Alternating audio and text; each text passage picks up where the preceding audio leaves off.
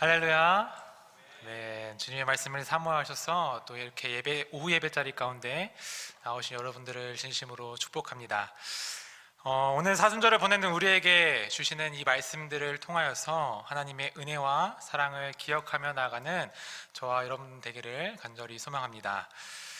드라마나 영화를 종종 보면 클라이막스 부분에서 반전의 효과를 주어서 난잡한 문제들을 해결을 하거나 어떠한 해결할 실마리를 또한 주거나 아니면 180도 완전히 다른 결말에 도달을 하는 것을 우리가 종종 보고는 합니다.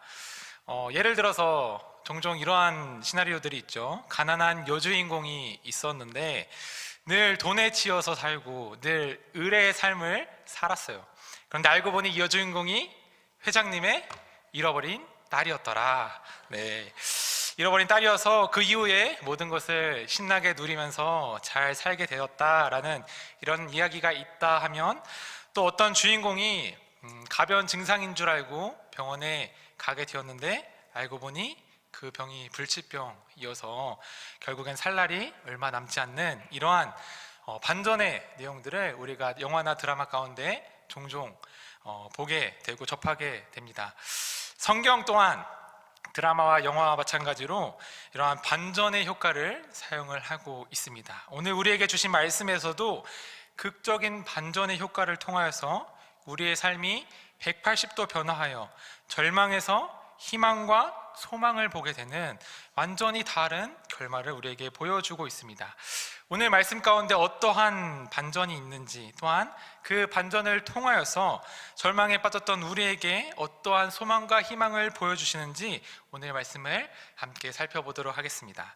오늘 우리에게 주신 구약의 말씀은 여호수아 7장의 말씀입니다. 여호수아 7장은 이스라엘 백성들이 광야 생활을 이제 끝내고 가나안 땅을 점령하러 들어가는, 그렇게 점령하면서 나아가는 그러한 상황 가운데 있습니다. 그러나 가나안 족속들이 여러분들이 잘 아시는 것처럼 호락호락한 사람들이 아니죠.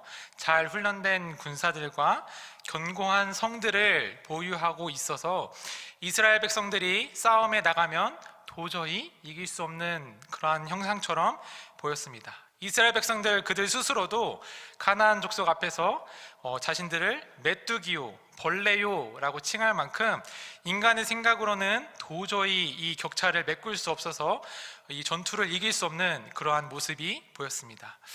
그러나 하나님의 인도하심과 하나님께서 내려주시는 그 기적들을 통하여서 이스라엘은 첫 전투에서 승리를 하게 되는데요, 그 성이 어떤 성이죠? 첫 전투에서 난공불락의 성인 여리고성을 무너뜨리고 승리를 거머쥐게 됩니다. 그리고 이어서 이스라엘 백성들은 다음 성으로 향하게 되는데요, 어떤 성으로 향하게 되죠? 작은 성? 아이성으로 향하게 됩니다. 아이성은 여리고성에 비해서 크기가 너무나도 작고 군사도 몇 안 돼서 별 볼 일 없는 그러한 성이었습니다. 너무나도 쉽게 이 성을 함락하고 점령할 수 있을 줄 알았습니다. 그런데 결과가 어땠습니까, 여러분? 단번에 성을 점령할 줄 알았는데 전투에서 대패하여서 이스라엘의 간담이 서늘해지는 그런 사건이 일어나게 됩니다. 이스라엘이 전투에 패한 이유를 여호수아 7장 1절에서 이렇게 밝히고 있는데요, 여호수아 7장 1절의 말씀을 우리가 함께 읽어보겠습니다. 이스라엘 자손들이 온전히 바친 물건으로 말미암아 범죄하였으니 이는 유다 지파 세라의 종손 살디의 손자 갈미의 아들 아간이 온전히 바친 물건을 가졌음이라. 여호와께서 이스라엘 자손에게 진노하시니라. 아멘. 전쟁을 하면서 승리하게 되니까 이스라엘 백성들은 수많은 전리품들을 얻게 됩니다. 그런데 그 전리품들을 어떤 것이든 모두 하나님께 다 바치라는 말씀이 있었기 때문에 이스라엘 백성들은 전리품을 얻은 후에 그것을 다 어떤 것이든 하나님께 가져다 바쳐야만 했습니다. 밤늦게 라면을 먹을 생각이 없었더라도 누군가 옆에서 라면을 끓여 먹으면 갑자기 나도 한 젓가락이 하고 싶은 것처럼 아간도 아마 이러한 라면의 유혹처럼 눈앞에 보이는 이러한 물질의 유혹에 벗어나지 못했던 것 같습니다. 눈앞에 재물들을 보게 되고 계속해서 그 재물들을 보게 되니 하나님께 드려지는 게 너무나도 아깝게 되고 욕심이 나게 되고 결국 절대로 손을 대어서는 안 되는 하나님의 물건에 손을 대게 됩니다.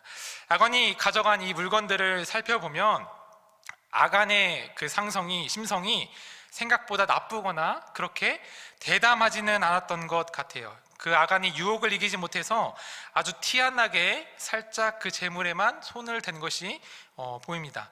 그가 가져간 재물에서 이 세겔이라는 단위가 나오는데, 이 세겔이라는 단위는 약 10g 정도라고 보면 됩니다. 즉 아간이 가져간 물건들을 살펴보면 멋있어 보이는 겉옷 하나랑 2kg짜리 은덩이 하나와 그리고 500g짜리 금 하나를 챙겨서 그의 장막 밑에 숨겨두는 그러한 범죄를 저지르게 되었습니다. 겉보기에는 작게 보이죠. 2kg 그리고 금 500g 그리고 겉옷 하나, 이러한 소박한 물건들을 아간이 숨겨두었습니다. 그러나 그의 행동이 결국에는 하나님의 말씀을 어기게 되었고, 그 결과 아이성 전투에서 지게 되어서 많은 이스라엘 백성들이 피를 흘리게 되는 그러한 결과를 낳았습니다. 그리고 그 이후에 그의 죄는 제비뽑기를 통하여서 결국 드러나게 되고 아간은 하나님 앞에 심판을 받게 됩니다. 그의 심판을 어떻게 받게 되었는지 함께 25절의 말씀을 우리가 다시 한번 읽어보겠습니다. 여호수아가 이르되 내가 어찌하여 우리를 괴롭게 하였느냐, 여호와께서 오늘 너를 괴롭게 하시리라 하니 온 이스라엘이 그를 돌로 치고 물건들로 돌로 치고 불사르고. 아멘. 아간의 죄가 드러나게 되자 이스라엘 백성들은 그와 그의 가족과 그의 모든 재산들을 다 아골 골짜기로 끌고 가서 모두 다 돌로 치고 모두 다 불로 없애버렸습니다. 아간이 작은 유혹에 넘어가고 또한 그 죄로 말미암아 아주 끔찍한 결과를 낳게 된 것이죠. 26절을 살펴보니까 그가 죽은 이후에 아간의 죄로 말미암아 그가 죽은 골짜기를 아골 골짜기라 부르더라라고 말하고 있습니다. 아골 골짜기, 우리가 방금 읽은 25절에서 우리를 괴롭게 하였으니 너를 괴롭게 하시리라 라는 이 말씀이 나온 것처럼 아골의 뜻은 바로 괴로운 것을 나타내고 있습니다.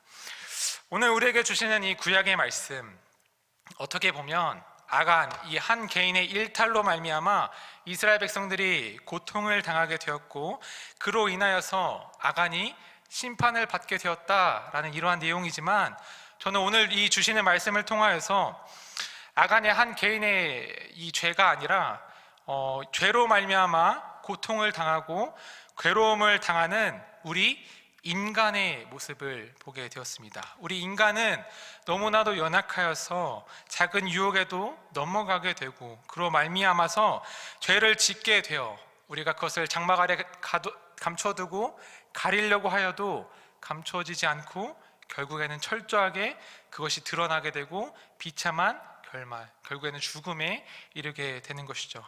우리는 아골 골짜기의 뜻처럼 죄와 사망에서 절대로 자유로울 수가 없어서 죄로 말미암아 괴로움을 받고 고난과 고통을 당하는 그러한 존재들이다라는 것을 오늘 말씀을 통해서 나타내고 있다라고 생각을 합니다.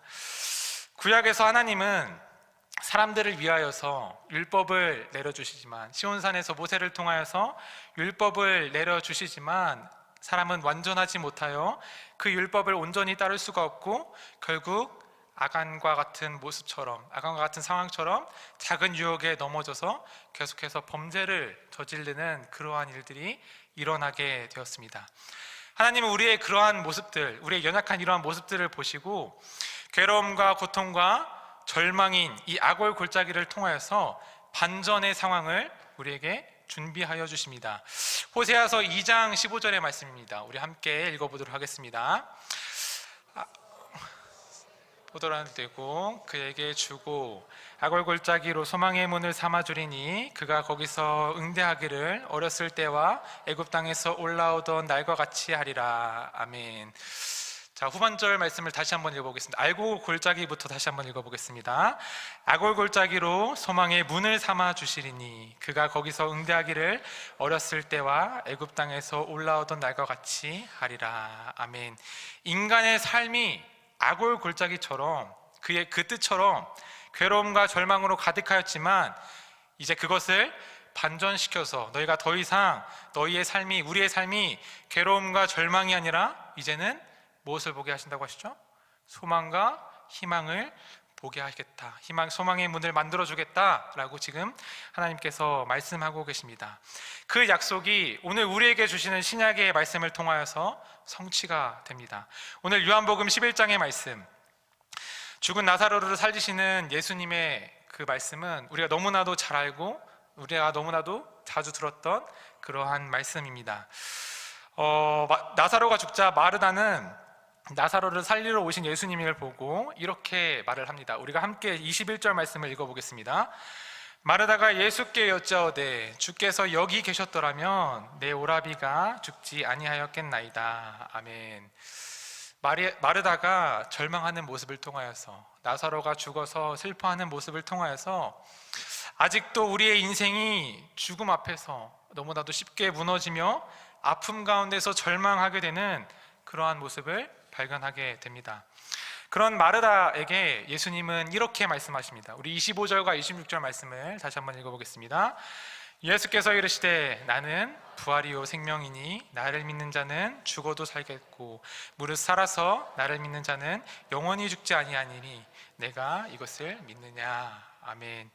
연약하여서 죄 가운데 빠져서 사망에 이를 수밖에 없으며 악골 골짜기의 그 뜻과 같이 괴로움과 고난을 당하는 그런 존재가 바로 우리 인간이었지만 호세아 2장에서 하나님께서 하신 그 약속이 너에게 악골 골짜기에서 소망의 문을 열어주리라 하신 그 약속이 오늘 요한복음에서 성취되는 것을 우리가 보게 됩니다.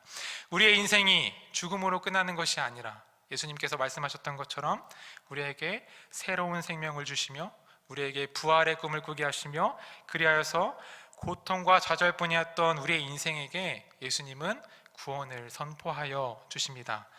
우리에게 그 어떠한 대가도 바라지 않으시며 그저 너희가 믿기만 하면 믿는 자에게 생명을 주시며 부활에 이르게 하겠다라는 말씀을 선포하고 계십니다.